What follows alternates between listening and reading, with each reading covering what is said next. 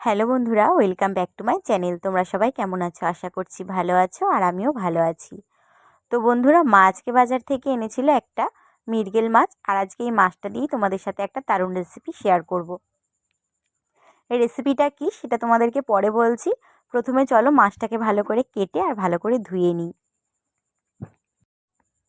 মাছটাকে কেটে ভালো করে ধুয়ে নিয়ে চলে এসেছি। এরপর মা মাছটাকে ভাজার জন্য লবণ আর হলুদ দিয়ে কিন্তু মাছটাকে মাখিয়ে নিতে হবে।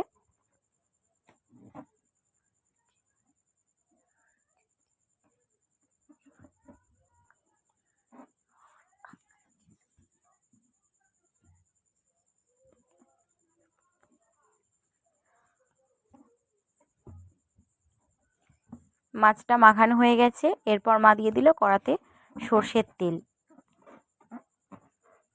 তেলটা গরম হয়ে গেছে। এরপর মা একে একে মাছগুলোকে ছেড়ে দেবে।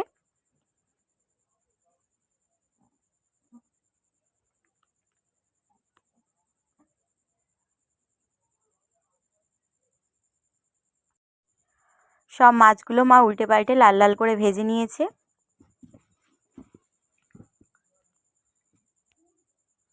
এরপর মাছগুলোকে তেল ঝরিয়ে তুলে নিচ্ছে। এরপর আর যে বাকি মাছটা আছে সেই মাছগুলোও কিন্তু মা একইভাবে লাল লাল করে ভেজে নেবে।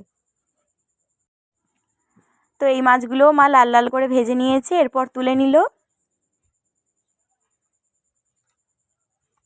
এরপর কড়াইতে আরেকটু সর্ষের তেল দিয়ে ফোড়নে দিয়ে দিল কালো জিরে। তারপর দিয়ে দিল পেঁয়াজ কুচি।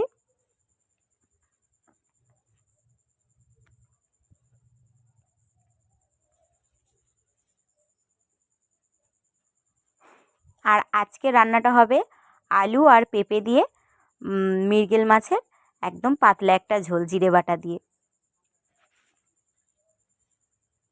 আর দিয়ে দিল 3টে চেরা কাঁচা লঙ্কা। এইভাবে রান্না করলে না বেশ ভালোও লাগে ঝোলটা খেতে। এরপর মা এখানে দিয়ে দিল একদম সামান্য একটু আদা বাটা।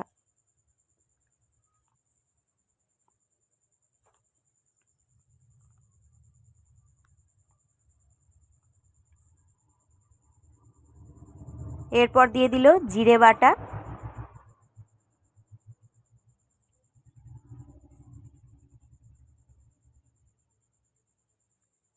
মশলাগুলো মা একটু অল্প করে কষিয়েছে। আর এরপর দিয়ে দিল লবণ আর হলুদ গুঁড়ো পরিমাণ মতন।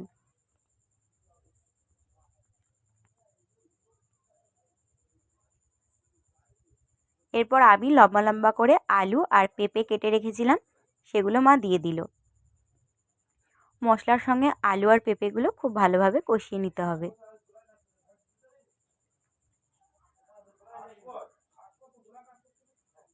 আলু আর পেঁপে দিয়ে যে কোনো মাছের ঝোল করে খেলে বেশ ভালোই লাগে খেতে। তখন মশলাপাতিগুলো তোমরা একটু করে কমিয়ে দিতে পারো যদি অসুস্থ মানুষরা খায়। তো এরপর কিন্তু মা মশলাগুলোর সঙ্গে সবজিগুলো কষিয়ে নিয়েছে। এরপর মা জল দিয়ে দিল। আর জলটা তোমরা ঝোল একটু পাতলা করে খেলে জলটা একটু বেশি পরিমাণেই দেবে। আর এরকম ঝোল বাড়িতে কোনো অসুস্থ মানুষ থাকলে হলুদটা পরিবর্তে না দিতে পারো। ঝোলটা ফুটে উঠেছে। এরপর মা যে মাছগুলো ভেজে রেখেছিল সেই মাছগুলো কিন্তু দিয়ে দেবে।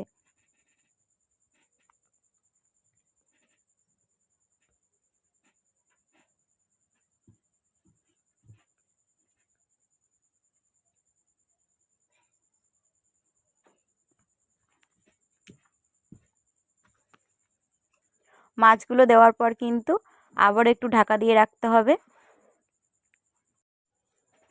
তো তরকারিটা কিন্তু একদম রেডি। চলো এরপর মা তরকারিটা নামিয়ে নিক।